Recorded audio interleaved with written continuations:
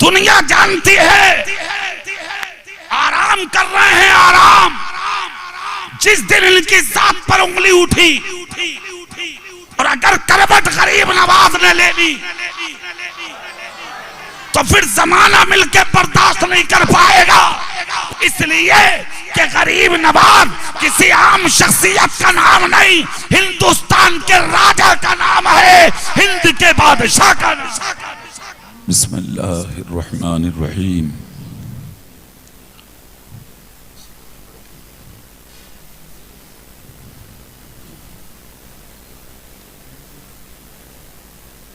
अज़ार अक़दस में आराम फरमा शहज़ादा-ए ख्वाजा गरीब नवाज, हम सब के दिलों की धड़कन, क़िबला व काबा सरकार ख्वाजा फ़खरुद्दीन रहमतुल्लाह ताला अलैह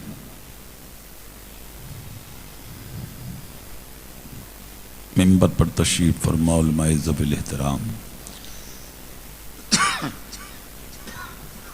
तालिबान उलूम नबविया, हाज़रीन बज़्म, इस्लामी शहज़ादियों, अस्सलामु अलैकुम व रहमतुल्लाहि व बरकातुहू।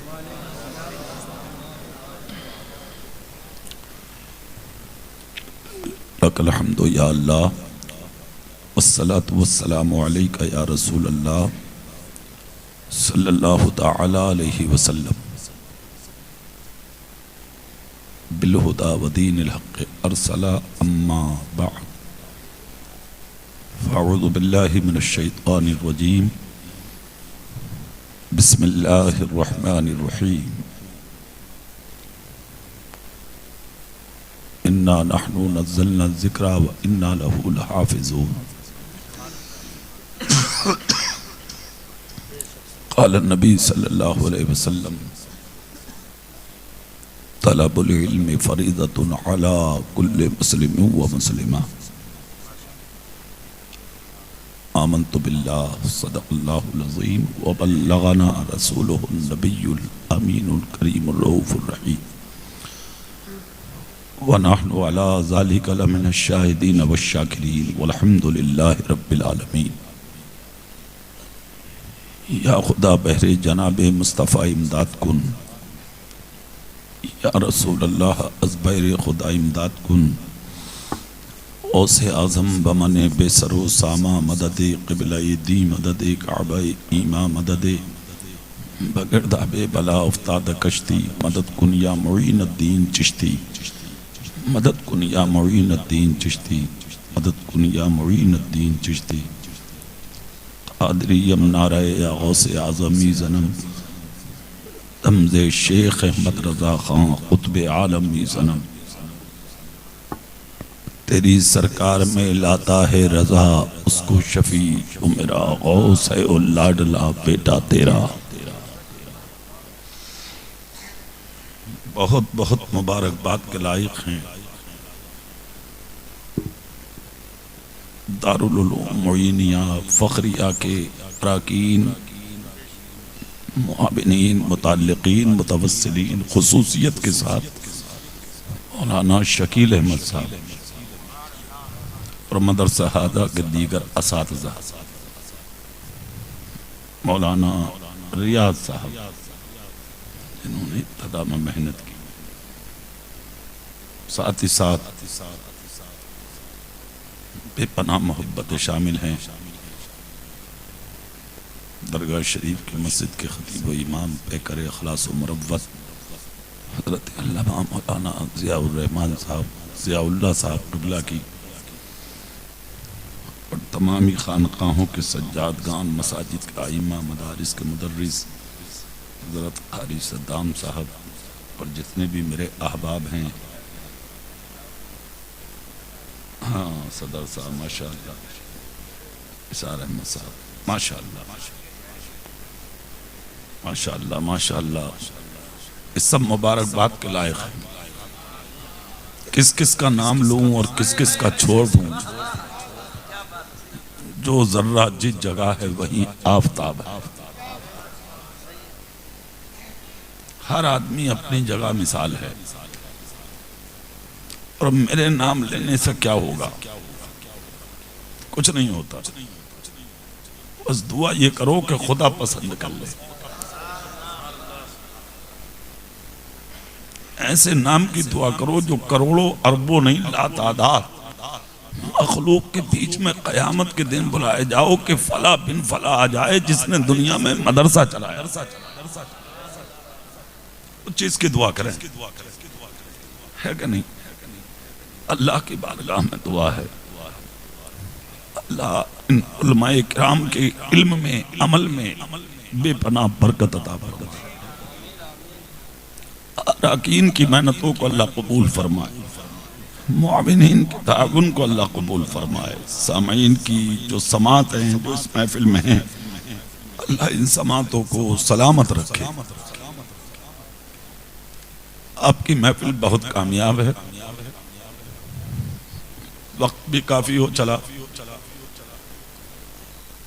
एक काम कर लें, आप मेरे नाम पर नहीं, हजरत ख्वाजा फखरुद्दीन रहमतुल्लाह अलैह के नाम पर। जो लोग पीछे बैठे हैं ना वो लाइन से, वो सारे लोग उठकर इधर आ जाए। वो मजार की दीवार छोड़ दीजिए। ए भाई, वहां से सब लोग उठ जाइए, सब लोग इधर आ जाए, इधर है ना, इधर आइए, इधर उधर से हट जाइए। आप सामने अब्दुल्ला के दिल का सहारा, सारी उम्मत का प्यारा, रूही फिदा, जिगर गोशे अब्दुल्ला जनाबे मुहम्मदुर रसूलुल्लाह सल्लल्लाहु अलैहि वसल्लम की मुकद्दस बाबरकत बाज़मत और पाकीदा बारगाह में जितना प्यार आप अपने नबी से करते हैं उतनी आवाज में दुरूद पाक पढ़कर सुनाते हैं। पढ़िए अल्लाहुम्मा सल्ली अला सय्यदना व शफीना व हबीबना व मौलाना मुहम्मदिन तिब्बिल क़ुलूब व दवाइहा व आफियतिल अब्दान व शिफाइहा व नूरिल अब्सारी व ज़ियाइहा व आलिही व अस्हाबिही दाइमन अबदा। है यकीन देखना बेदार मुकद्दर होगा, ख्वाब में ही सही दीदारे पैगंबर होगा। और जब मेरे सामने वो माहे मुनव्वर होगा, कल्बे मुज़्तर को मेरे चैन मयस्सर होगा। और उम्मते आसी को ले जाएंगे सूए जन्नत, मेरे सरकार के हाथों में वो पावर होगा। और मेरी गुर्बत को ना ललकारो जमाने वालों, मेरी गुर्बत को ना ललकारो जमाने वालों, वरना फिर पैदा कोई फातहे खैबर होगा, वरना फिर पैदा कोई फातहे खैबर होगा। और एक इनकार ने शैतान को बाहर फेंका, एक इनकार ने शैतान को बाहर फेंका। फिर बता नजदी भला कैसे तू अंदर होगा, फिर बता नजदी भला कैसे तू अंदर होगा। है यकीन देखना बेदार मुकद्दर होगा, ख्वाब में ही सही दीदारे पैगंबर होगा। और जब मेरे सामने वो माहे मुनव्वर होगा, कल्बे मुज़्तर को मेरे चैन मयस्सर होगा। उम्मते आसी को ले जाएंगे सूए जन्नत, मेरे सरकार के हाथों में वो पावर होगा। और मेरी गुर्बत को ना ललकारो जमाने वालों, वरना फिर पैदा कोई फातहे खैबर होगा। नारे तकबीर, नारे रिसालत, नारे हैदरी। एक इनकार ने शैतान को बाहर फेंका। फिर बता नजदी भला कैसे तू अंदर होगा, फिर बता नजदी भला कैसे तू अंदर होगा। हमने जो कुरान शरीफ का आयत पढ़ी है, इसी पर कुछ देर लबकुशाई आपसे होगी। उससे पहले मैं आपको बता दूं कि आप बैठे कहां हैं। किसी आम बाप का बेटा नहीं है। एक बात याद रखें, बड़ों की औलादें भी बड़ी होती हैं और बड़ों की बातें भी बड़ी होती हैं। बड़ों का खानदान भी बड़ा होता। अगर यहाँ एक जुमला सुने, बड़ा है कौन? क्या तख्त वाला, हुकूमत वाला, बादशाह तो सल्तनत रखता हो, राजा हो नहीं, शेख सादी कहते हैं सबसे बड़ा अगर देखना हो तो उसे देख लो कि जो मरे और जब वो कब्र में पहुंचे तो फरिश्ते कह दें ईमान वाला आ रहा। दौलत, शोहरत, इज्जत, ताकत, इक़्तिदार की बुनियाद पर आदमी बड़ा नहीं होता, आदमी ईमान की वजह से बड़ा होता। और ख्वाजा फखर ये तो वो ईमान वाले हैं, ये तो वो लोग हैं कि जिनको कयामत के दिन अपनी पड़ी होगी वो कहेंगे मैं गरीब नवाज का हूं, वो कहेंगे हम ख्वाजा फखर के हैं, वो कहेंगे हम उन्हीं के गुलाम हैं, तब उनके झंडे चमक रहे होंगे। सोचो जो इनका नाम ले ले, जब उसकी इज्जत का ये आलम है तो कयामत के दिन खुद गरीब नवाज और उनके बेटे की इज्जत का हाल क्या होगा। और अल्लाह ने आज हमें आपको सबको लाकर यहां बिठाया। एक जबरदस्त आलिम दीन है, जबरदस्त आलिम और जबरदस्त वली, जिनकी जबान के जुमले अल्लाह को बहुत पसंद है। शेख सादी, जोर से बोलो ना भाई, शेख सादी रहमतुल्लाह ताला अलैह। और मैं किराम का तकबा ये तबका जो अच्छे से जानता है कि शेख सादी कौन है, जब तक उनकी लिखी किताबों को ना पढ़े जब तक कोई मौलवी नहीं होता। वो शेख सादी, उन्होंने तो अशार लिखे हैं, मैं तहत में वो बात बता दूं। हजरत शेख सादी एक रास्ते से गुजर के जा रहे हैं, इस्तंजा की गरज से आपने मिट्टी का ढेला जमीन से उठाया, हाथ में लिया, देखा तो मिट्टी से खुशबू आ रही है। ईमानदारी से बोलो, मिट्टी से खुशबू आना ताज्जुब की बात है कि नहीं है कि नहीं? ताज्जुब की बात है, मिट्टी से खुशबू। मगर आपने क्या किया, ढेला हाथ में लिया, लेकर उसको सूंघा, कुछ देर खामोश रहे, सोचा क्यों ना इसको डिक्लेयर करें कि मुअम्मा है क्या।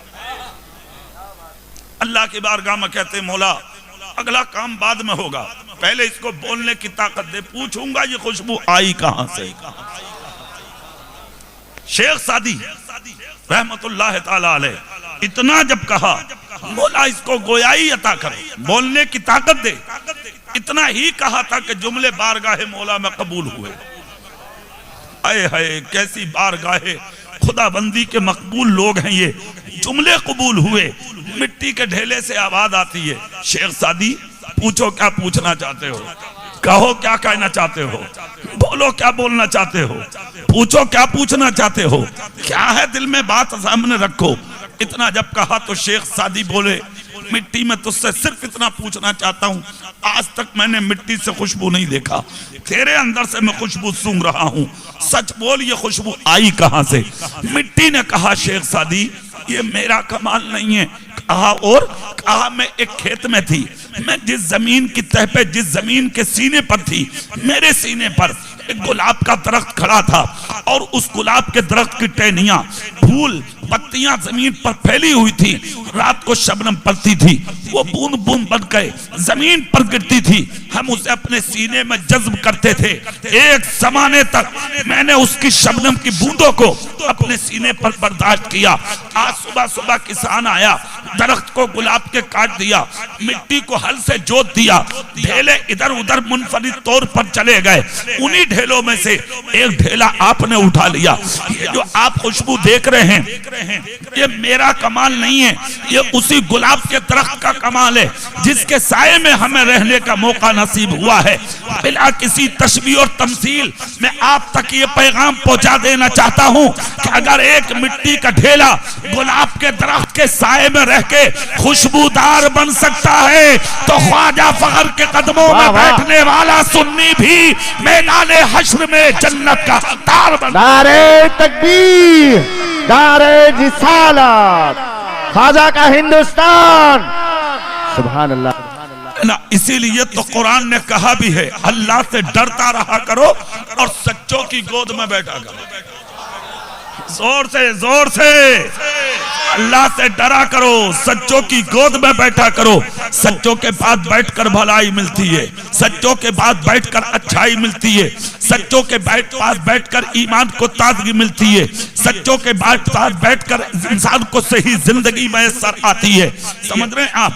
अल्लाह का शुक्र है, उसका करम है कि आज अल्लाह ने हमको एक वली के कदमों में बैठने का मौका दिया, इन उलमा के पास बैठने का मौका दिया, पढ़ने वाले बच्चों के साथ बैठने का मौका दिया।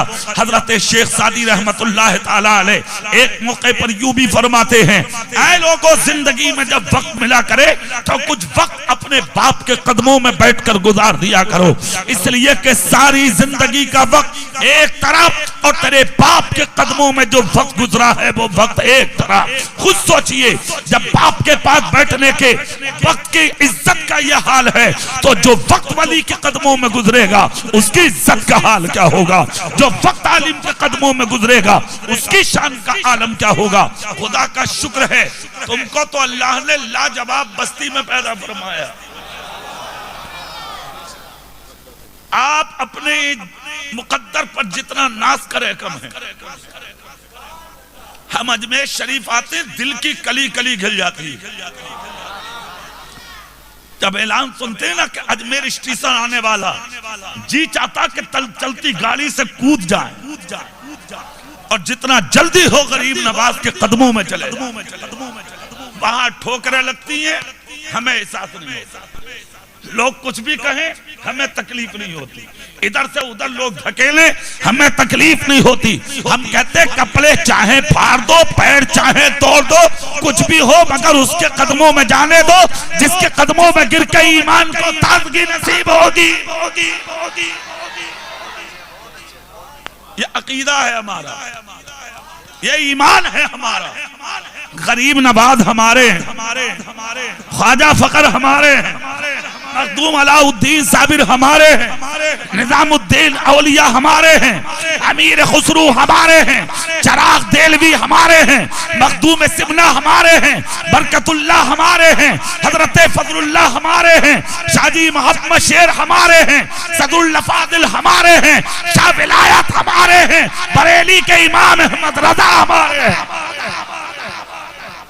और एक जुमला और दे रहा हूं, सुन लो। आज अल्लाह ने अगर अक्ल दी है ना सर में, तो एक बात याद रखना, वली दुनिया में जितने हैं सबकी जड़ बगदाद में है। जोर से बोलो,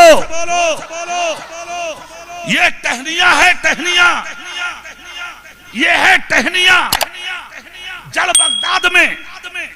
और जिस जड़ को जहां से पानी मिलता है, जिस जगह से पानी आता है जड़ को ताकत देने के लिए, उस जगह का नाम है मौला अली। जोर से, जोर से। उसी जगह का नाम है मौला अली। इसलिए जिंदगी में किसी वली के गुस्ताख मत जाना। अगर किसी की गुस्ताखी करोगे तो पत्ते और टहनियों से निकल के असर गौसे आजम तक जाएगा, कयामत के दिन ठोकर मार दी जाएगी।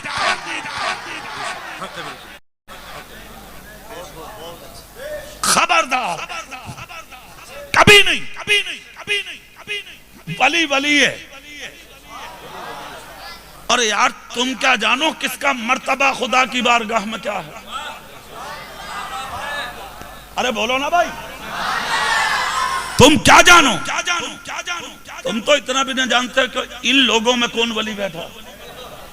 तू तेरा बाप ना जानता, तेरा दादा ना जाने। अरे तुझे क्या पता यार किसका मकाम क्या है?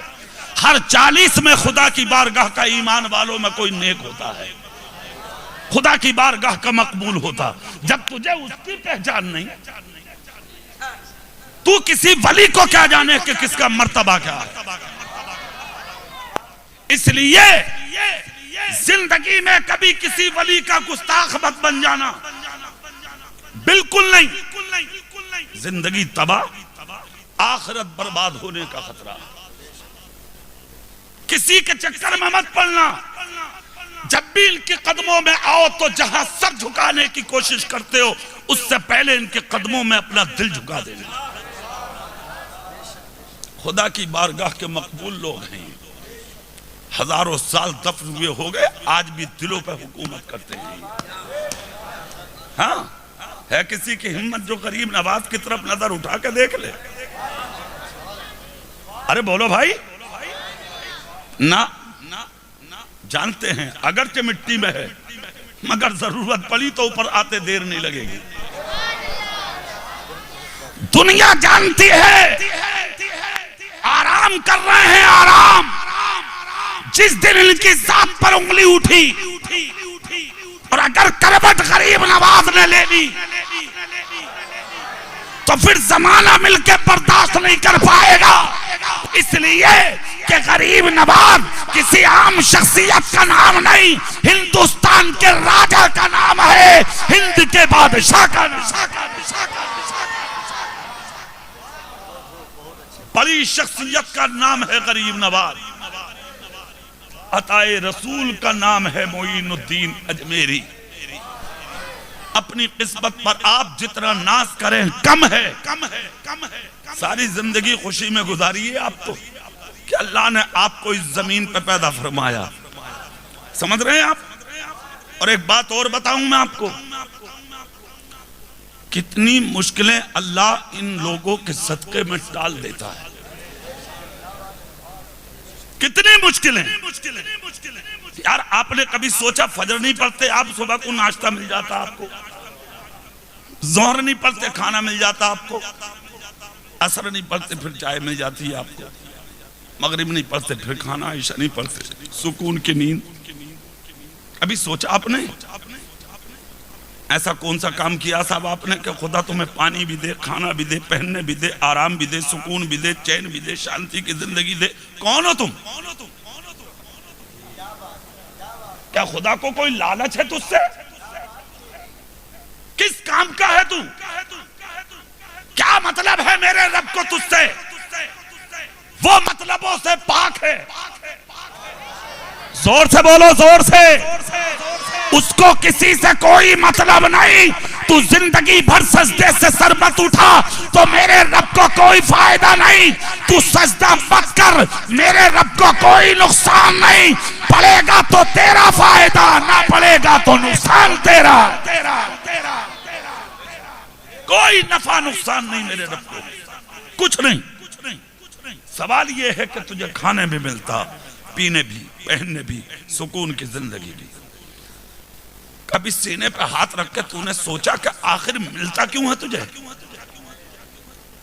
जरूरत पड़ती है तो झूठ भी खूब बोल ले हो, जरूरत पड़ रही है तो शराबें भी चल रही हैं, जरूरत पड़ रही है तो गुंडागर्दियों में भी कोई कमी नहीं। जैसा जी चाहता है वैसे गुजार देते हो जिंदगी, फिर भी अच्छे से अच्छा खाना। सोचा कभी इतनी गद्दारी और गंदी जिंदगी के बावजूद तेरे जिस्म पर इतना खूबसूरत कपड़ा क्यों? इमाम आजम अबू हनीफा फरमाते, ऐ लोगो ये तुम्हारा कमाल नहीं है। तुम जिन बस्तियों में, जिन शहरों में, जिन कस्बों में, जिन देहातों में, जिन इलाकों में, जिस समत में, जिस जहत में तुम रहते हो, उन्हीं खत्तों में कुछ ऐसे भी लोग होते हैं जो अल्लाह की बारगाह के मकबूल होते हैं। बैठे तो सुकून से रहते हैं मगर रातों को वो खुदा का जिक्र करते हैं। उन्हीं के जिक्र की वजह से खुदा तेरी और तेरी नस्लों के खाने का इंतजाम फरमा देता। अगरचे मजार में लेते हैं ख्वाजा फखर, मगर इंतजाम तुम्हारी नस्लों का हो रहा है। जोर से बोलो, इंतजाम तुम्हारे खानदानों का हो रहा है, इंतजाम तुम्हारी औलादों का हो रहा है। मुझे बताओ अगर ये ना होते क्या दुकानें चलती? अरे जोर से बोलो, क्या मार्केट चलती? अगर खाली बीड़ी भी लेकर बैठे हो, गुटखा पान भी लेकर बैठे हो तो तुम्हारे खानों में कोई कमी नहीं है। रहमते हक बहा नमी जोयद, कैसे बहाने हैं? लेटा है अकेला कलंदर और हजारों के पेट का इंतजाम कर रहा है। मतलब सिर्फ ये है कि खुदा तुझे पालना चाहता है। पड़े ये हैं, रहमत की बरसात इनके गुम्बद पे होती है, छींटे तुम्हारे पूरे सलमान को नसीब होते हैं।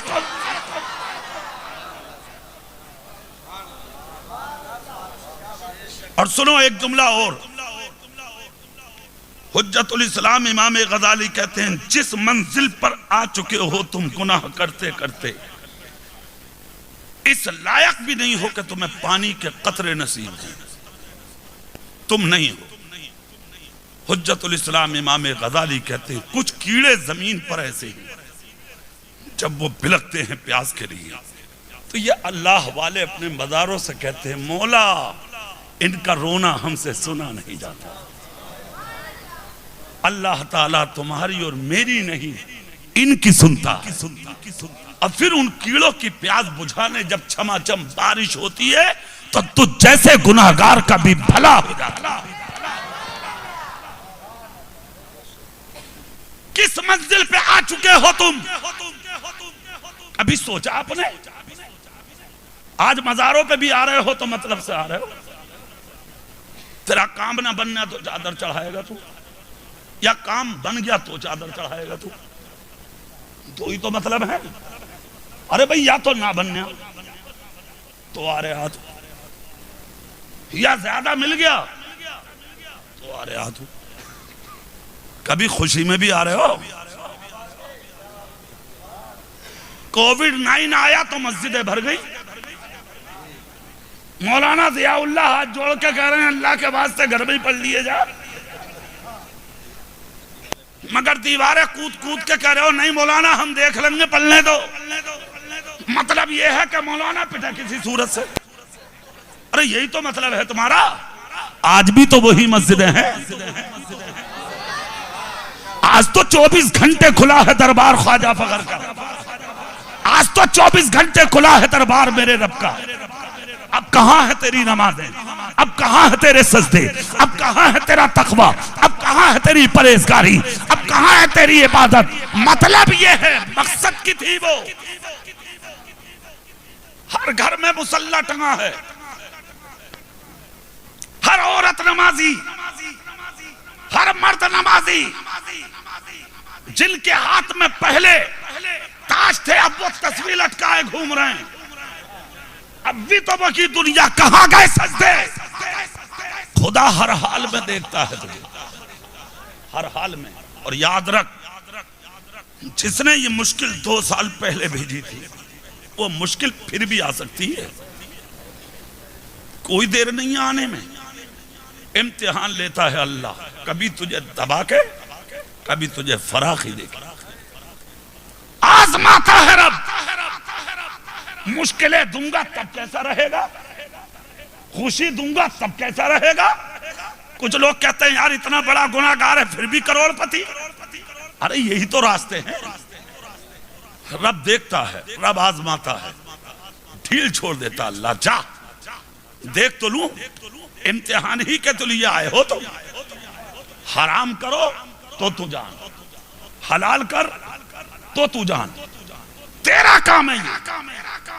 अभी 2 साल गुजरे हैं, फिर आ सकता है वो वक्त। अल्लाह जमीन को तंग करना भी जानता है और जमीन की वुसअत को करना भी जानता है। ये उसके कब्जा और इख्तियार में है, उसके कब्जे से ये चीज बाहर नहीं है। नजर उठा के देख लो ना यार, अभी 15 दिन भी नहीं हुए हैं, तुर्की की तरफ पूरा सीरिया और पूरा तुर्की तबाह होकर रह गया। जो 40 मिनट पहले अरबपति थे वो भिखारी बन गए, जो करोड़पति थे वो भिखारी बन गए, जो लाखों के मालिक थे वो भिखारी बन गए, जो 3-3 करोड़ की बिल्डिंगों के मालिक थे वो 3-3 रोटियों के लिए मैदान में उतर गए, जो लाखों की कारों में घूमते थे आज उनके पैरों में चप्पल नहीं है। जमीनें पलट गई, मकानात पलट गए, महिलात पलट गए, लोग हजारों की तादाद में मर गए, घर तबाह हो गए, बच्चे चले गए, वीरान हो गए, लोग भिखारी बनकर रोड पे आ गए लोग। अल्लाह अपनी कुदरत के करिश्मे दिखाता है। मैंने दौलत दी थी, मैंने इज्जत दी थी, मैंने औलाद दी थी, मैंने शोहरत दी थी, मैंने मकाम दिया था और मुझे ही भूल बैठा। तो ए मुझे भूलने वाले सुन, ताकत हाथ वाला मैं हूं, तू नहीं है। मैं उठाना भी जानता हूं और जब तू मुझे भूलने लगे मैं तुझे जमीन में धंसाना भी जानता हूं। ये तो कुदरत है मेरे रब की। देख नजर उठा के, चला गया पूरा सीरिया, बर्बाद हो गया पूरा तुर्की। इको कम कर दो, इको हटा के आवाज बढ़ाओ बस, और हाथ हटा लो, कुछ नहीं होता। तबाह हो गई दुनिया। मैं एक बात पूछ लूं आप लोगों से, क्या आपने कभी सोचा कि ये जलजले आते क्यों हैं? क्यों आते हैं भूकंप? क्यों आते हैं जलजले? ख्याल किया कभी? जमीन पर कुछ खत्ते ऐसे हैं जहां कयामत तक कोई जलजला नहीं आएगा, कयामत तक नहीं आएगा, कोई भूकंप नहीं आएगा उस जमीन पर। मौलाना अहमद यार खान नईमी तफसीर नईमी में नकल करते हैं, सुभान अल्लाह बोलो, हम सुनाते हैं। जमीन का वो खत्ता बताएं हम आपको। अरब की सरजमीन पर सारा मक्का जिस पहाड़ के बीच में है उसको जबले अबी कवैस कहते हैं। जबले अबी कवैस, सारा मक्का इसी के दामन में है। और इस पहाड़ की खूबी है वो ये है कि पूरी दुनिया के खत्ते पर जितने भी पहाड़ हैं, वो चाहे हिंदुस्तान में हो, पाकिस्तान में हो, अफगानिस्तान में हो, तुर्किस्तान में हो, किसी भी दुनिया के खत्ते में पहाड़ हो, पहले जर्रा जबले अबी कुवैस से निकलता है, तब दुनिया के किसी मुल्क में पहाड़ बनता है। मगर अखबारात के जरिए हमेशा ये खबर आपके गोशे समाज तक टकराती है कि आज पाकिस्तान का पहाड़ गिर गया, आज अफगानिस्तान का जल गया, आज तुर्किस्तान के पहाड़ पर भूकंप आ गया, आज हिंदुस्तान के फले जगह का पहाड़ बीच में से फटकर जमीन पर गिर गया। कभी सुना है आपने कि जबले अबी कुवैस गिर गया या फट गया, टूट गया, भूकंप आ गया या उखड़ गया? नहीं, ना सुना है और ना कयामत तक सुनोगे। इस जुमले को बहुत गौर से सुनना। क्यों? हजरत मौलाना अहमद यार खान नईमी कहते कयामत तक कोई भूकंप, कोई जलजला इस पहाड़ पर असर नहीं करेगा, ना आज तक किया है ना करेगा। उसकी बुनियादी वजह यह है कि इस पहाड़ के हर कोने पर मुसल्ला बिछा के तुम्हारे मेरे रसूल और उनके सहाबा ने खुदा के सजदे किए। आज तक कोई जलजला नहीं आया है उस पहाड़ पर और ना आएगा। सवाल यह है कि ये भूकंप आते क्यों हैं, जलजले आते क्यों हैं, ये तूफान आते क्यों हैं? ख्याल किया कभी वजह क्या है इन तूफानों के आने की? तो इसी सवाल को लेकर एक दीवाना गया था मुजद्दिद अल्फसानी के कदमों में। सुभान अल्लाह बोलो जोर से तो हम बता। मुजद्दिद अल्फसानी सर हिंदी फारूकी अलैहिर्रहमा के चरणों में जाकर कहा था, हुजूर सिर्फ ये बताइए कि जलजला क्यों आता है। इतना जब कहा तो मुजद्दिद अल्फसानी फरमाते हैं बैठो। बैठाकर आपने फरमाया सुन, 3 वजहों के तहत जलजला आता। कितनी वजहों के तहत? 3 वजहों के तहत भूकंप आता है। कहा हुजूर वो कैसे? कहा नंबर 1, जब जमीन पर कुरान की बेहुरमती होती है, कुरान की बेहुरमती, तो जलजला आता है। तकरीबन 3.5 साल होने के करीब है। अखबारात के जरिए रोज सुनते हो कि आज मुल्क के उस हिस्से में तौहीन हो गई, आज अमेरिका में हो गई, आज फला जगह हो गई, आज फला जगह हो गई, आज फला जगह हो गई। ये कोई जरूरी नहीं है कि गुनाह तुम्हारे सलवार में हो तो यही अजाब आएगा। ये कयास मत लगाइए आप कि गुनाह अजमेर में हो तो वही अजाब आएगा। नहीं, अल्लाह कुदरत के करिश्मे कहीं भी दिखा देता है। तकरीबन 3.5 साल हो गए मुसलसल दुनिया के कई खित्तों में कुरान की बेहुरमती हुई। किसी ने कुरान को जला दिया माज़अल्लाह, किसी ने दरिया में डाल दिया, किसी ने कुरान को हाथ में लेके आसमान की तरफ फेंक दिया, किसी ने कुरान के औराक उठाए बीच में से उसको टुकड़े कर करके हवा के हवाले कर दिया। इन लोगों का मानना यह था कि हम कुरान को जलाकर कुरान को खत्म कर देंगे, दरिया में डाल के कुरान को मिटा देंगे। मगर शायद वो ये भूल चुके हैं कि अभी दारुल उलूम, मोइनिया, फखरिया जैसे इदारे मौजूद हैं। तुम कागज पे लिखा कुरान जला सकते हो अपनी ताकत की बुनियाद पर, मैं मानता हूं। कागज पे लिखा कुरान दरिया के हवाले कर सकते हो तुम, मैं मानता हूं। ताकत की बुनियाद पर कुरान उठा के हवा में फेंक सकते हो तुम, मैं मानता हूं। मगर यह कभी नहीं मानूंगा मैं कि तुम कुरान को मिटा दोगे। अरे नादान, कागज पे लिखा कुरान तू दरिया में डाल के चाहता है कि कुरान मिट जाए। लाखों करोड़ों बच्चे दारुल उलूम फखरिया के सीने से निकल कर कहेंगे, अरे नादान फेंक दे कुरान, हम मौजूद है सामने। जब तक हम जैसे बच्चों के सीने सलामत है, अब दुनिया से कुरान को मिटने नहीं देंगे। नारे तकबीर, नारे रिसालत, जश्न दस्तार बंदी, उलमा अहले सुन्नत। और सुनो, एक चीज और बताऊं, हम गैरों से शिकवा क्यों करें? गैरों से क्या शिकवा? वो तो कुरान को फेंक भी रहे, जला भी रहे, फाड़ भी रहे। सलवार शरीफ वालों, हमें गैरों से क्या शिकवा? हमें तो शिकवा तुमसे है, तुमसे। हम गैरों से क्यों करें भाई? नहीं करेंगे हम।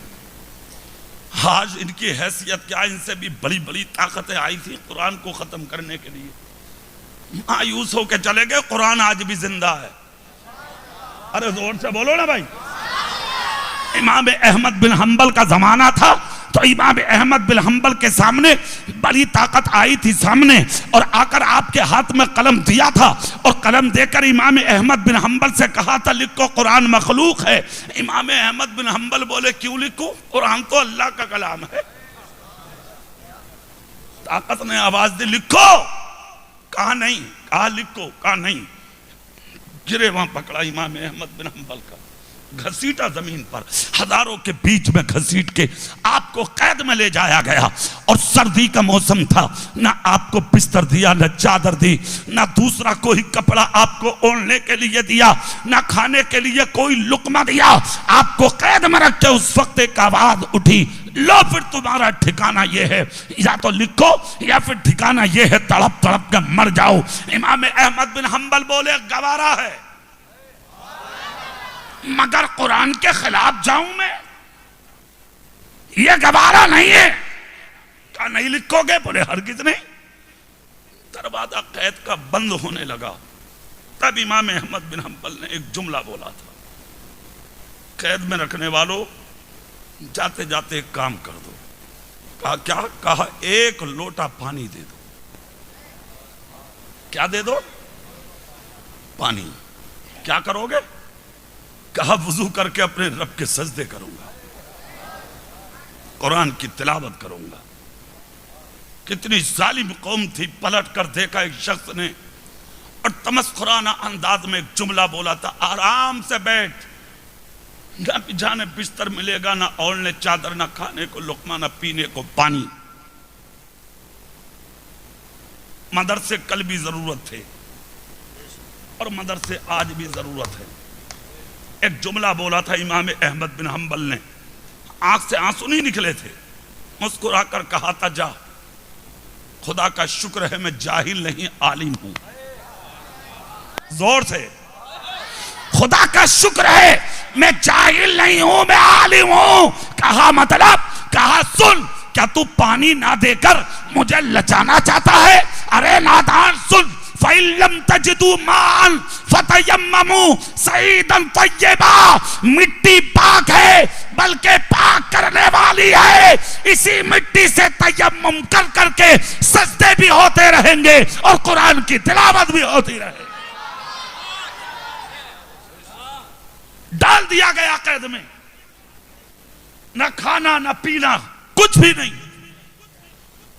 एक वक्त का अरसा गुजर जाने के बाद लोगों ने सोचा तड़प तड़प के मर गया होगा, चलो दरवाजा खोल लें। हजारों आए, दरवाजा खोला। जब दरवाजा खोला क्या देखते हैं, कमरे से कुरान की तिलावत की आवाज आ रही है। पेशानियों में पसीना आ गया, सबके सब बोले कि जिंदा हो।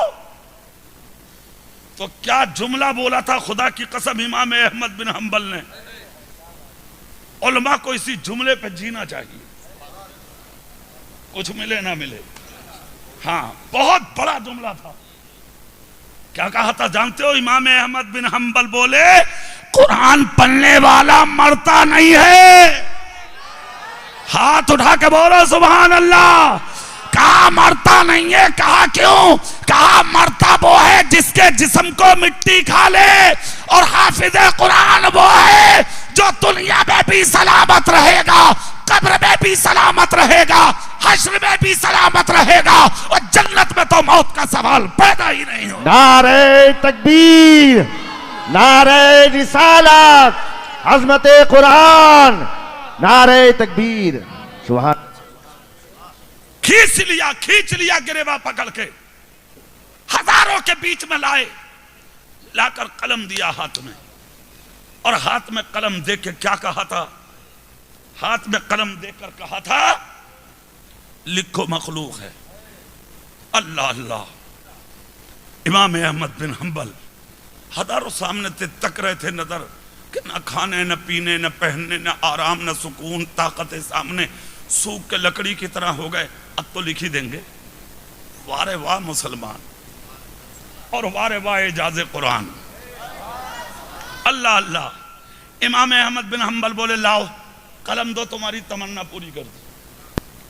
लोग खुश हो गए, कलम हाथ में लिया। जमीन पर भी लिखा कुरान मखलूक है, दीवारों पर लिखा कुरान मखलूक है, जहां जहां नजर आई वहां वहां लिखा कुरान मखलूक है। हवा के पर्दों पर लिख दिया कुरान मखलूक है। जो हजारों लोग खड़े थे उन्हें लगा कि सामने कोई दीवार है आसमानों में, उसमें भी लिखा है कुरान मखलूक है। जिधर इमाम अहमद बिन हंबल का हाथ घूमता था उधर ही लिखा नजर आता था कुरान मखलूक है। हवाओं से फजाओं से आवाज आ रही है, ए कुरान के मिटाने वालों, हे कौले मोहम्मद कौले खुदा, फरमान न बदला जाएगा, बदलेगा जमाना लाख मगर कुरान न बदला जाएगा। लाख कोशिशें की गई, की जा रही हैं। अगर एक बात सुन लो, कुरान ना कल बिटा, ना आज, और ना मिटेगा कयामत तक। और मेरा अपना मानना तो ये, जब तक ये मदरसे सलामत हैं। कुरान तो बड़ी बात, इस्लाम का बाल भी का कोई नहीं कर सकता। आज जो तुम्हारे अंदर थोड़ी बहुत चमक नजर आती है वो देन तुम्हारे बाप की नहीं, इन्हीं मदरसों की है। गैरों पे शिकवा क्यों करते हो भाई? क्या उसने तौहीन कर दी, उसने कर दी, जब वो जानते ही नहीं कुरान क्या है तो फिर शिकवा कैसा? हमें तो शिकवा आपसे है। उसी नबी का कलमा पढ़ते हो जिसके सर पर कुरान नाजिल हुआ था, उसी नबी का कलमा पढ़ते हो जिसके नवासे ने गर्दन कटा के कुरान की इज्जत को बचाया था, उसी रसूल का कलमा पढ़ते हो कि जिसकी बेटी ने अपना जनाजा उठने से पहले मौला अली से अपने ऊपर कुरान पढ़वाया था। आज तेरे घर में कुरान रखे 1 साल हो गया, तुझे कभी उठाने की तौफीक हुई? कभी तेरी बेटी ने पढ़ा? कभी अपनी बेटी से कुरान पढ़ने को तूने कहा? कभी तेरी बहू ने फजर के बाद कुरान की तिलावत की? मुश्किलें आती हैं तो भागे फिरते हो तुम, दवाई असर नहीं कर रही, घर में बरकत नहीं हो रही, मुश्किलें घर से दूर नहीं जा रही। सरकार गौसे आजम की बारगाह में एक शख्स ने यही सवाल किया था, हुजूर मुश्किलें दूर नहीं हो रही हैं। गौसे पाक मुस्कुरा के बोले, सच बोल, घर में कुरान कब से नहीं पढ़ा? रोकर कहने लगा, हुजूर सच फरमाया। फरमाया जा 3 दिन के लिए वापस चला जा और घर में कुरान खुद भी पढ़, अपनी औरतों से भी पढ़वा, चौथे दिन आकर मुझे खबर दे। घर गया, कुरान खुद पढ़ा, घर की औरतों को पढ़वाया। चौथे दिन फजर की नमाज गौसे पाक के पीछे पड़ी। मुस्कुराकर गौसे पाक फरमाते हैं कैसे हो? कदम चूम के बोला खुदा का करम है सरकार गौसे आदम की बारगाह में, आका खुदा का करम है, जिस दिन से तिलावत हुई है मेरे घर की बरकतें खत्म नहीं होने पा रही हैं। रोजाना छमाछम अल्लाह की रहमों के करम की बारिश मैं अपनी आंखों से देख रहा हूं। गौसे पाक ने फरमाया अरे अभी तो सिर्फ रिस्क मिला है, अगर कुरान पढ़ता रहा अल्लाह तेरे घर की बीमारियों को दूर फरमा दे। हर बीमारी का इलाज है कुरान, हर मुश्किल का इलाज है कुरान, हर गम का इलाज है कुरान, हर लाइलाज बीमारी का इलाज है कुरान। जमीन पर 3000 बीमारियां उतारी हैं अल्लाह ने। कितनी? जोर से बोलो। 3000। सिर्फ 1000 बीमारियों का इलाज हकीमों, तबीबों, मालिजों, डॉक्टर हकीमों के पास है, मगर मुकम्मल 3000 बीमारियों का इलाज अल्लाह ने कुरान के दामन में छुपा कर रखा। कुरान पढ़, बीमारियों का इलाज हो जाएगा। कुरान पढ़, हर मुश्किल से दूर हो जाएगा। हुजूर पाक की बेटी सैयदतुन निसा फातिमतुज ज़हरा, सुभान अल्लाह, जोर से, जोर से, जब 9 बरस की थी, कितने बरस की? तो मदीने की कुछ लड़कियां सैयदा के पास आ गई, आकर कहा फातिमा अब तो हमारे बराबर हो गई, मगर आज तक हमने तुम्हें मदीने के बागात में घूमते नहीं देखा, चलो चलो हमारे साथ, हम तुम्हें मदीने के बागात में घुमा दें। इमामुल अंबिया की बेटी बोली कितना अच्छा होगा कि हम जंगलों में ना घूमें, तुम मेरे पास बैठो, मैं तुम्हें जन्नत की सैर ना करा दूं। जोर से और दिल से बोलो।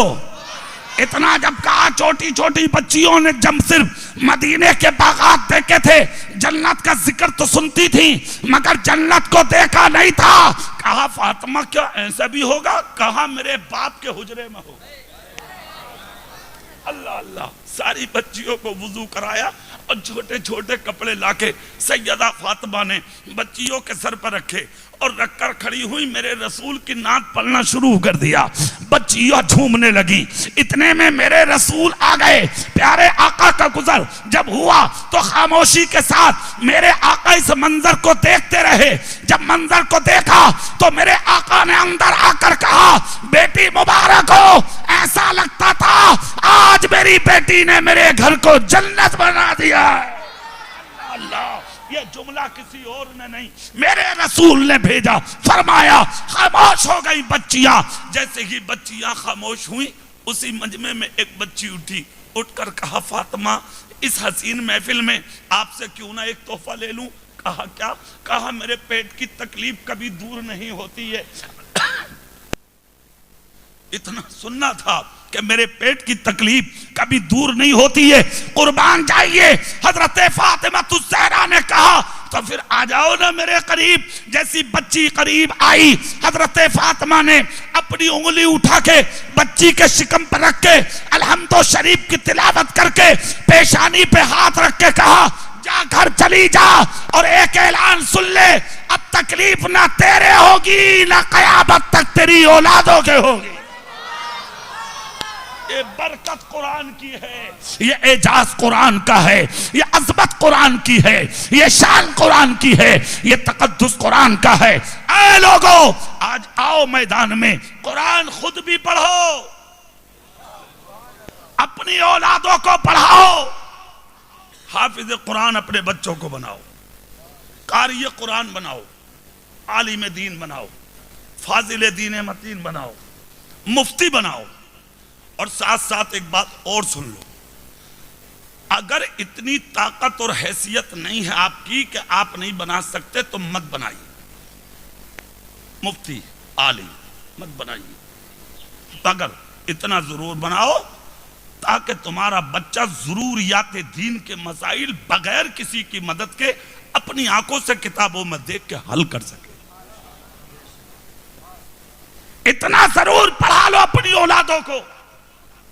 आज मदरसों में गरीबों के बच्चे हैं, जाके देख लो आप, खाली है मदरसे। मूंगफली बेचने वालों के, केले बेचने वालों के, सब्जी बेचने वालों के। कौन अमीर का बच्चा मदरसे में, बताइए आप? नहीं है। इसलिए कि तुम्हें खुद पता है कि मदरसों में पढ़कर हाफिज जी कारी साहब बन के ज्यादा से ज्यादा 8,000 या 5,000 कमाएगा। तो ये सब करने वाले कौन है? हम ही है ना। इसलिए हम तो कहते हैं आज इस बात को कि इमामों की और मदरसीन की तनख्वाह 25-25 हजार हो, 30-30 हजार हो, ताकि हर अमीर अपने बच्चे को इंजीनियर बनाने से पहले हाफिज कुरान बनाए।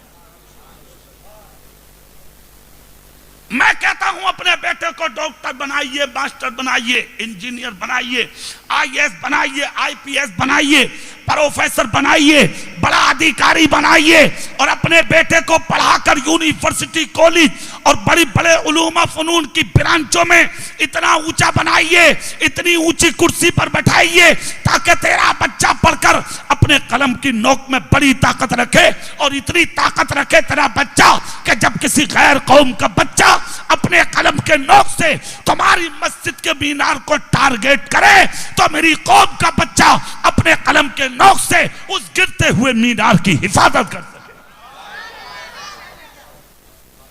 सब कुछ बनाइए, मगर सबसे पहले अपने बच्चे को मोहम्मद मुस्तफा का गुलाम बनाइए। ज्यादा भी नहीं तो इतना पढ़ाइए कि वो ख्वाजा फखर की चौखट पर आना सीख ले, यहां खड़ा होना सीख ले, यहां हाजिर होना सीख ले। जिस दिन तुम मरे तो तेरी कब्र पर सूरे फातिहा की तिलावत करना सीख ले। कितने ऐसे हैं आज बाप का जनाजा रखा है, उसे परवाही नहीं। अरे कितने तो बेगुसल खड़े हो जाते हैं, उनसे कहा जाए यार नमाज जनाजा पढ़ ले, तेरा बाप है, कहता है यार हम तो नापाक है। कसम खा के बोलो, तेरा बेटा अगर आलिम होगा तो क्या तेरी मौत पर वो नापाक घूमेगा? हाफिज कुरान नापाक घूमेगा? कुरान का कारी गंदा घूमेगा? नहीं, वो समझेगा कि जब तक मैं नापाक रहूंगा मेरे बाप के जनाजे में रहमत का फरिश्ता नहीं आएगा। इसलिए वो पहले बाकी हासिल करके तेरे जनाजे को मुकद्दस बनाएगा। दौलत, शोहरत, इज्जत, शान, तख्त, ताज, सल्तनत, ये सारी चीजें बाद में। पहले अपने बेटों को कुरान का हाफिज बनाओ। तो जब कुरान की बेहुरमती होती है जमीन पर तो जलजला आता है। नंबर दो, सफेद दाढ़ी वाले की जमीन पर जब बेहुरमती होती है तो जलजला आता है। आज तो ना बाप की तमीज, ना दादा की, ना ताया की, ना चाचा की, किसी की नहीं। उसकी वजह जानते हो क्या है? उसकी वजह यह कि अगर हाफिज जी भी है ना तो वह अलग घुमा रहे हैं अपनी लकड़ी। हाफिज जी, उसे यही नहीं पता कि यार मुझे हाफिज बनकर करना क्या चाहिए। घमंडी हो गए, मुतकब्बिर हो गए, बेवकूफ जाहिल आदमी। इल्म रखकर अगर आदमी को तकब्बुर आ जाए वो जाहिल है। उसे पाक से किसी ने पूछा हुजूर आलिम कौन है? फरमाया जानने वाला। कहा हुजूर जिसे अपने अंदर ही का इल्म ना हो? फरमाया वो जाहिल है। इल्म के साथ अच्छा अखलाक जरूरी, अच्छा किरदार जरूरी, अच्छा कैरेक्टर जरूरी, अच्छी जिंदगी जरूरी। इल्म इंसान को निखारता है, इल्म इंसान को साफ करता है, इल्म इंसान को आईना बनाता है, इल्म इंसान को शफाफ बनाता है, इल्म इंसान को मुकर्रम बनाता है, इल्म इंसान को अच्छा बनाता है, इल्म इंसान को मुकद्दस और ताबनाक बनाता है। क्या कहा है? सफेद दाढ़ी वाले की बेहुरमती और बेइज्जती जब जमीन पर होती है तो जलजले आते हैं। मगर आज हमने देखा कि कितने इल्म वाले भी ऐसे हैं जो आज जमीन पर अपने माँ बाप की बेहुरमती कर रहे हैं। डॉक्टर साहब बात नहीं कर रहे बाप से, इंजीनियर साहब बात नहीं कर रहे, बात नहीं करते हैं बाप से। डॉक्टर साहब, मास्टर साहब, अब ऊंचा हो गया ना बेटा, अब वो बाप को हकारत से देखता, बेहया आवारा इंसान। इसी बाप ने तुझे ऊंची कुर्सी पर लाके बैठाया।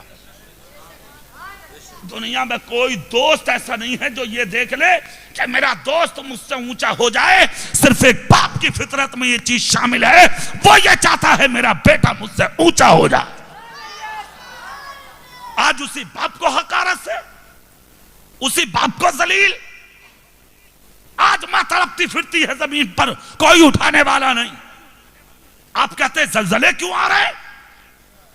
15 mm की पथरी अगर तेरे गुर्दे में हो जा तो झुका घूमता है जमीन पर। दवाई ये पीता, अल्ट्रासाउंड कराता है तू। कभी सोचा कि तू 2.5 किलो का अपनी मां की कोख में रखा था और तेरी मां झुक झुक कर उस तकलीफ को बर्दाश्त करती रही। किसी पर तेरी मां ने उस तकलीफ को कभी बांटा नहीं। हालात ये हो गए, अगर कभी तकलीफ भी हो गई तो बिस्तर पर खामोशी से लेट गई और अपनी कोख पर हाथ रख के तकलीफ को बर्दाश्त, अपनी जबान को दांतों के नीचे दबा के कर लिया, सिर्फ इसलिए कि मुझे तकलीफ हो जाए। ये गवारा है मेरे पेट में पलने वाले बच्चों को तकलीफ हो, ये मुझे कभी गवारा नहीं। आप जलजलों की बात कर रहे हैं, बाप तड़पते फिर रहे हैं, कोई उठाने वाला नहीं है। पड़ोसी तड़पते फिर रहे हैं, कोई उठाने वाला नहीं है। खानदानों के खानदानों में झगड़े हो रहे हैं, आज कोई बचाने वाला नहीं है। किस रास्तों पर सफर करना चाहते हैं आप? कहां जाना चाहते हैं आप? कभी ख्याल किया आपने? रुलाओ मत अपने बड़ों को और अपने नबी का एक कौल सुन लो। अल्लाह के रसूल फरमाते हैं, जिन बस्तियों में तुम रहते हो, अगर उन्हीं इलाकों में, उन्हीं महल्लों में कोई बुजुर्ग सफेद दाढ़ी वाला अगर नजर आ जाए तो अल्लाह के रसूल फरमाते हैं उसकी खिदमत कर लो और उसकी बातें सुन लो और थोड़ी देर उसके पास बैठ लो, उसका दिल लुभा लो और उसे इतना खुश कर दो कि वो खुश होकर तुम्हारे सर पे हाथ रख दे। अल्लाह के नबी कहते हैं कयामत तक भी अगर तू जिंदा रहा तो तुझे दुनिया में कोई जलील नहीं कर सकता। लूट ले बुजुर्गों की दुआएं, बना ले अपनी जिंदगी को हसीन। वक्त अल्लाह ने दिया है, सुना नहीं है वो कौल? हजरत उमर रोजाना रातों को घूमते थे, 3 दिन तक एक रास्ते से गुजरे ही नहीं हजरत उमर। 3 दिन तक भूखों को खिलाते थे, बीमारों की आयादत करते थे, समझ गए? 3 दिन तक नहीं गुजरे हजरत उमर। 3 दिन के बाद 4था दिन जब आया और हजरत उमर जब गए तो देखा सर से पांव तक पर्दा था हजरत उमर के।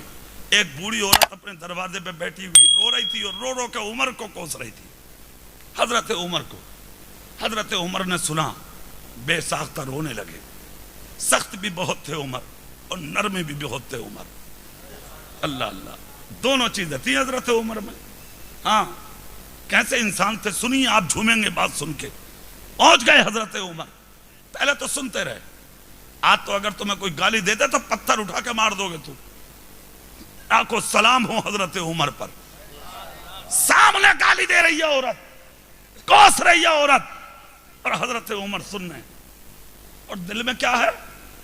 उमर तूने कोई कमी कर दी तभी कोस रही है। अल्लाह अल्लाह। हजरत अली एक मर्तबा कुश्ती लड़ रहे थे, जिससे कुश्ती लड़ रहे थे, समझ रहे हैं, उसने गुस्से में हजरत अली के चेहरे पर थूक दिया। हालांकि हजरत अली उसे पटकना चाहते थे, जमीन पर गिराने ही वाले थे। जैसे ही थूका उसके चेहरे, हजरत अली के चेहरे पर, हजरत अली उसे छोड़कर खड़े हो गए। लोगों ने कहा हजरत मौका मुनासिब था, चाहते तो आप उससे बदला लेते, मारते। उस कमबख्त आदमी ने आपके चेहरे पर थूक दिया। मौला अली बोले अगर उस वक्त मारता तो ये मेरे नफ्स की मर्जी होती। और अली अपने नफ्स के लिए कुछ नहीं करता, जो करता है अपने रब के लिए करता।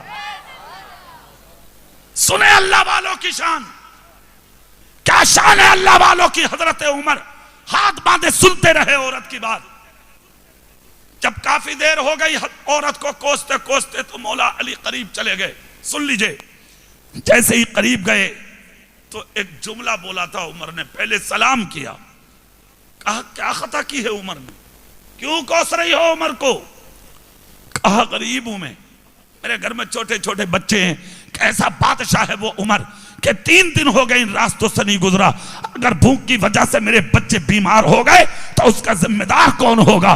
और मैं तो ये कहती हूं कि अगर तड़प तड़प के मैं मर गई और कब्र में अगर नबी से मुलाकात हुई तो उमर की शिकायत जरूर करूंगी। चीख निकल गई उमर बिन खत्ताब की। फौरन गए और दौलत कदे से दाल चावल की बोरियां अपनी पुश्त पर रखकर उमर बिन खत्ताब लाए और उस बेवा के घर में डाली और ज़ईफा के घर में डालकर हाथ जोड़ के बोले, अब उमर को माफ कर दो। इतना जब कहा तो बूढ़ी बोली, तुझे माफ कर दूंगी तो बहुत अच्छा इंसान है, मगर उमर को नहीं। अल्लाह अल्लाह। इतना जब कहा तो उमर खामोश। पीछे से मौला अली आ गए जोर से। जैसे ही मौला अली आए तो कांधे पर हाथ रखने से पहले अली बोले, उमर कैसे बैठे हो? इतना जब कहा तो औरत खड़ी हो गई। कहा, अली क्या ये उमर है? क्या ये उमर है? आज अगर थोड़े नेता हो जाओ तो 4-5 गाड़ियां आगे पीछे। लाखों सलाम हो उमर फारूक आजम के। पहचान नहीं पा रही औरत। कहा, अली क्या ये उमर है? कहा, ये उमर है। अल्लाह अल्लाह। कहा, उमर माफ कर दो, मैं आपके सामने आपको गलत और बुरा कहती रही। उमर बोले, मैं खुश हूं इसलिए कि मेरी गलती थी। अच्छा हुआ कि तुमने कहा, मगर अब माफ कर दो। इतना जब कहा तो औरत बोली, उमर मैंने आपको माफ कर दिया। उमर बोले, लिख के दो कि मैंने माफ कर दिया। हाँ, लिखवा लिया। औरत ने कहा, हाँ उमर मैंने तुझे माफ कर दिया। हजरत उमर ने वो रुका अली के सामने किया। कहा, अली आप भी लिख दो कि मैं गवाह हूं इसने माफ कर दिया। अली ने भी लिख दिया। सामने हसन और हुसैन भी थे। उमर बोले, दोनों से हसन तुम भी लिखो और हुसैन आप भी लिखो कि हम गवाह हैं कि हमारे सामने इस औरत ने उमर को माफ कर दिया। जब दोनों ने लिख दिया तो हजरत अली बोले, उमर एक बात बोलो, रुके पर सबके नाम लिखवाने की वजह क्या है? क्या जरूरत के सबको गवाह बना रहे हैं आप? हजरत उमर बोले, अली कब्र में जाऊंगा तो मुलाकात मुस्तफा से जरूर होगी। क्या भरोसा है नबी की रहमत पर। जोर से और दिल से। हाँ, कब्र में कैसे मैं कह दूं कि अंधेरा होगा, सामने आका जो होंगे तो सवेरा होगा। उमर बोले, यकीन है मुलाकात मुस्तफा से जरूर होगी। कहा, फिर? कहा, जब मेरे नबी कब्र में आएंगे तो बोलेंगे जरूर, उमर क्या लाया है, उमर क्या लाया है। कहा, फिर? कहा, ये रुक्का मेरे कफन में सी देना उमर, जब मैं इंतकाल करूं तो ये रुक्का मेरे कफन में सिलना, ताकि मैं ये रुक्का निकाल कर नबी के सामने पेश कर दूं। आका, दुनिया में एक ज़ईफा नाराज थी, आपका उमर उसे भी राजी करके आया है। आज तेरा बाप तुझसे नाराज, तुझे परवाह नहीं। तेरी माँ तुझसे नाराज, तुझे परवाह नहीं। तेरा खानदान तुझसे नाराज, तुझे परवाह नहीं। आज बूढ़े लोगों के तुम मजाक बनाते हो, तुम्हें कोई परवाह नहीं। याद रखो, जब जमीन पर किसी बूढ़े की बेहुरमती होती है तो ज़लज़ले आते हैं। नंबर 3, औरत जब बेपर्दा जमीन पर निकलती है, औरत जब बेपर्दा घूमती है तो ज़लज़ले आते। ईमानदारी से बोलो, आज तुम्हें पता है कि तुम्हारी बेटियां कहां हैं, बहनें कहां हैं, बीवियां कहां हैं, माएँ कहां हैं? अमीर आदमी है, स्कूटी दे दिया, 20,000 का मोबाइल दे दिया, जाओ घूमो मस्ती करो। किस कॉलेज में है कभी झांक के देखा तुमने? किस कोचिंग सेंटर में क्या कर रही है कभी जाकर देखा तुमने? इस हॉस्टल में किसके साथ रहती है कभी खबर ली है तुमने? सच कहा था मौला अली ने। बड़ों की बात है। देखो, एक मर्तबा हजरत अली सब्जी की दुकान पर पहुंचे। आपने 1 रुपया की जब सब्जी ली तो सब्जी वाले से इतनी हुज्जत की कि मौला अली की पेशानी में पसीना आ गया, इतनी हुज्जत की मौला अली। तो आपके जो बेटे हसन थे बड़े वसी दिमाग के थे। हजरत हसन बोले अब्बा जान हैरत है मुझे, 1 रुपए की सब्जी पर इस गरीब से इतनी हुज्जत। अली बोले बेटे खामोश रहो हसन, जो मैं जानता हूं वो तुम नहीं जानते। कहा जानना ही चाहता हूं इसीलिए सवाल किया है कि 1 रुपये के ऊपर बाप के सर पे इतना पसीना क्यों? जोर से इतना जब कहा तो अली बोले बेटे अगर बगैर हुज्जत के पैसा दे दिया तो डरता है अली इसका नाम कयामत के दिन मुतकब्बिर लोगों में शामिल ना हो जाए। आज तो जिसने जितना मांग दिया पर्स निकाला गिना दे दिया, करोड़पति हो ना तुम। इन सिक्कों की कीमत उससे पूछो जो ख्वाजा फकर की चौखट पर दामन पकड़ पकड़ के तुमसे 1 रुपए की भीख मांगते फिरते। पूछो गरीबों से जिन्हें कभी रुपया देखने नसीब नहीं होता। आपको सलाम हो इन लोगों पर। सोचिए आप आज हिसाब लिया कभी बेटे से? कभी मोबाइल पर आए बेटी की स्क्रीन पर किससे बात करती है, कहां रहती है, क्या करती है? कभी उसकी चैटिंग को चेक किया तूने? कभी कॉल डिटेल्स पर नजर डाली तूने? कभी स्कूल के वक्त में जाके तूने देखा कि बेटी कहां है?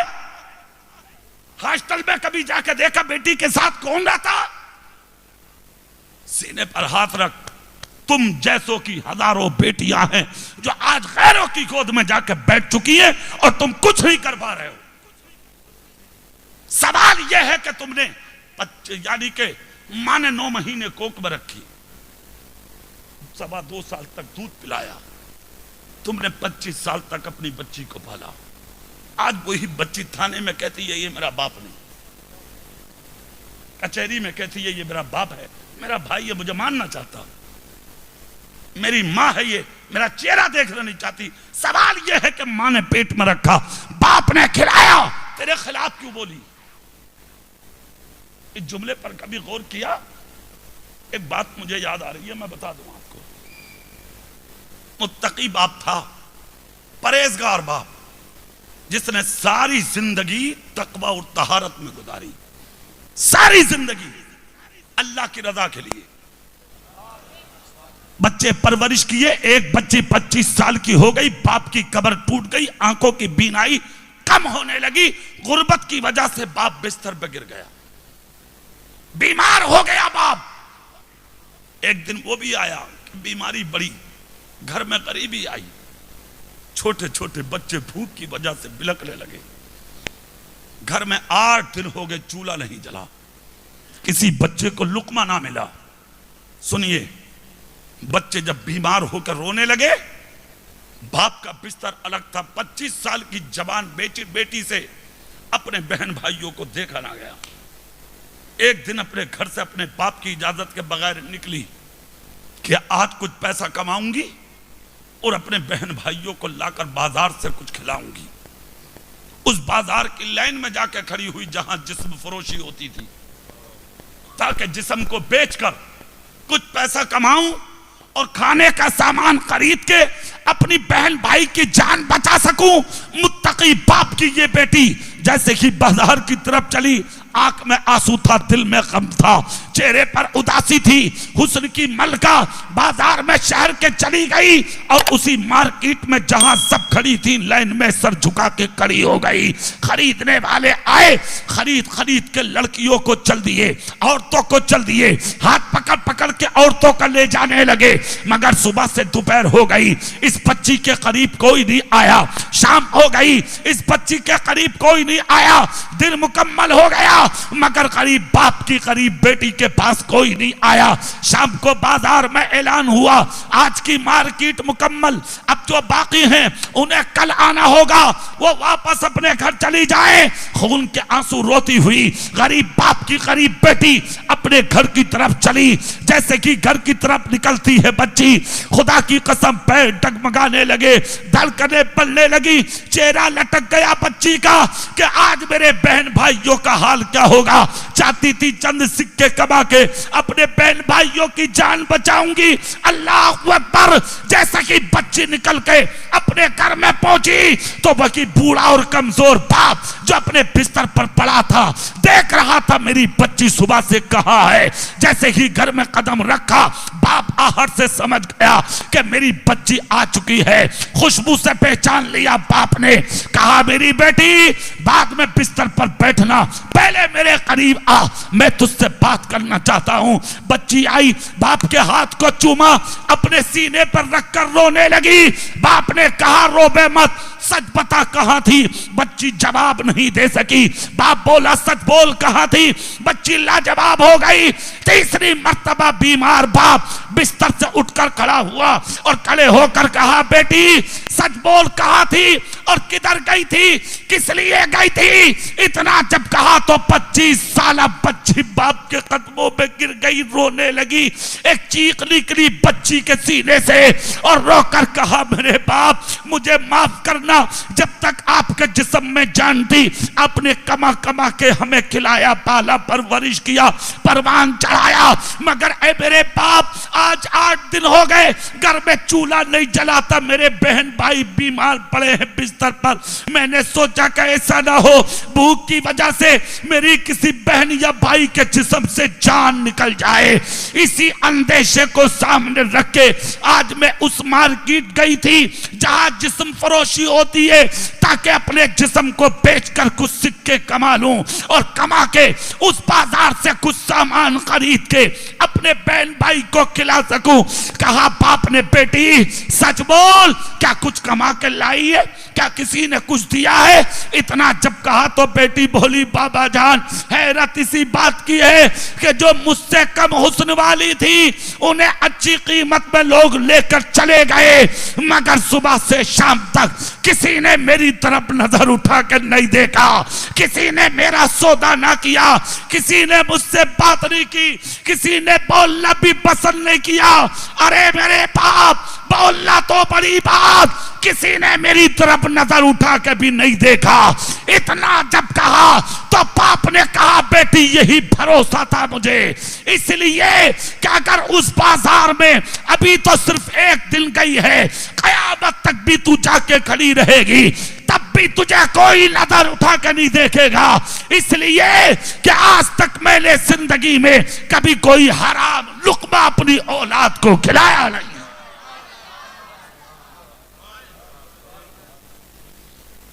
आज जो बेटे गलत रास्ते जा रहे हैं अपने लुक्मे चेक करें आप। जो बेटियां गलत रास्ते जा रही हैं अपने लुक्मे चेक करें आप। जब तक हलाल नहीं खाओगे जब तक बेटियां सही रास्ते नहीं जा सकती। जिस दिन हलाल खाना शुरू कर दोगे बेटी सूखी रोटी के टुकड़े चबा के फटा दुपट्टा ओढ़ के जी लेगी, तेरी इज्जत का जनाजा नहीं निकलवाएगी। पर्दे में रखो बेटियों को,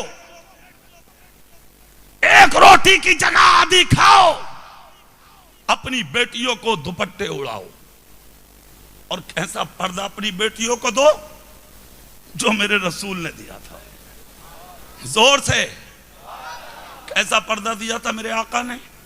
एक सफर में हजरत फातिमा तो ज़हरा के कदम का निशान भी छुपा दिया था मेरे सरकार ने।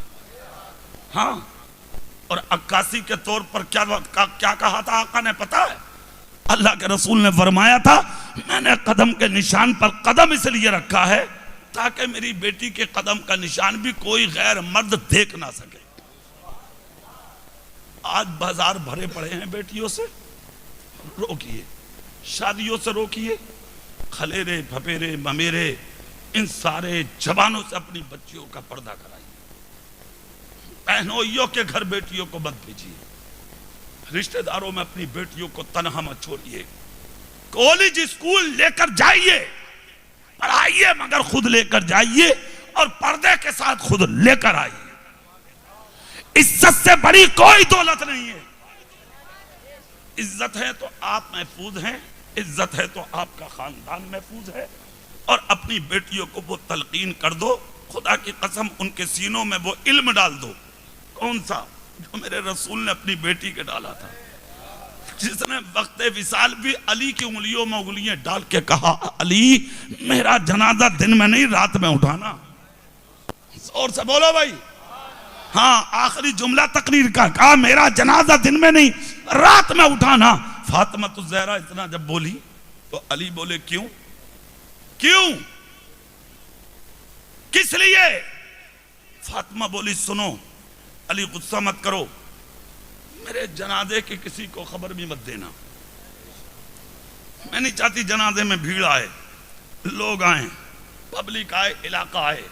कहा क्या करें? कहा कुछ नहीं करना, लोगों को मत बुलाना, पर्दे के साथ जनाजा उठाना और वो भी रात में उठाना। कहा फातिमा चलते चलते सिर्फ ये बता दो क्यों? तो मौला अली बोले बता के दो, जवाब दो। फातिमा बोली इसलिए कि अली आपके अलावा आज तक मेरे सर का बाल भी किसी गैर मर्द ने नहीं देखा है। मैं नहीं चाहती कि विसाल के बाद भी फातिमा का कोई जनाजा देखे। अपनी बेटियों को पर्दे में रखो, अपनी बहनों को पर्दे में रखो, अपनी अमाओं को पर्दे में रखो, अपनी बीवियों को पर्दे में रखो। समझ गए आप? पर्दे में रखकर अपनी जिंदगी को बसर करो। लिबास भी ऐसा ही पहनाओ ताकि वो पर्दे में रहे। औरत का माना ही है पर्दा की रहने वाली चीज, इसलिए उसको पर्दे में रखिए। कुरान का एहतराम कीजिए, अपने बच्चों को हाफिज बनाइए, कारी और आलिम बनाइए, और इतना भी ना सही तो पक्का मुसलमान बनाइए। समझ गए? और ये जो उलमा हैं, जो आपकी मस्जिदों में इमाम हैं और मदरसे के मुदर्रिस हैं, उनको अपने अपने सर का ताज बनाइए। तुम्हारे बच्चों के सीनों में इल्म डालते हैं ये, उनकी जिंदगी को निखारते हैं ये, एक एक लफ्ज करके उनके ज़हनो दिमाग में उतारते हैं ये। बड़ी इज्जत के मालिक हैं उलमा, बड़ी इज्जत के मालिक हैं ये असातिज़ा, बड़ी इज्जत के मालिक हैं मसाजिद के आइम्मा। इन आइम्मा को इज्जत दें, इन उलमा को इज्जत दें, और इन पढ़ने वाले बच्चों को भी इज्जत दें। इनके माँ बाप जिनके बच्चे फारिग हुए हैं, सिर्फ यहीं तक इक्तफा ना करें, अपने बच्चों को आलिम दीन बनाएं, इन्हें दीन का वफादार और सच्चा सिपाही बनाएं। और कभी इल्म इसलिए ना सिखाएं कि ये पैसा कमाएंगे, ना, इल्म से इज्जत मिलती है। अगर जरूरत पड़ती है ना तो इल्म से आदमी बादशाहत खरीद लेता है। ये अपने वक्त के बादशाह होते हैं, बड़ी इज्जत के मालिक होते हैं। कुरान ने कहा ना, हल यस्तविल लज़ीना यअलमूना वल्लज़ीना ला यअलमून, इल्म वाले और गैर इल्म कभी बराबर हो ही नहीं सकते। समझ गए? इल्म का मकाम बहुत ऊंचा है, इसलिए खुद भी इल्म हासिल करो, अपने बच्चों को कराओ, नमाज पढ़िए, अच्छे अमल करिए, बुरी बातों से बचिए, मुस्तफ़ा की तालीमात पर अमल करके अपनी ज़िंदगी को गुजारिए। परवरदिगार आलम हमें आपको सबको बुराई से बचाए, अच्छी ज़िंदगी की भीख अता फरमाए। आमीन। व आखिरु दावाना अनिल हम्दुलिल्लाहि रब्बिल आलमीन। अस्सलामु अलैकुम व रहमतुल्लाह।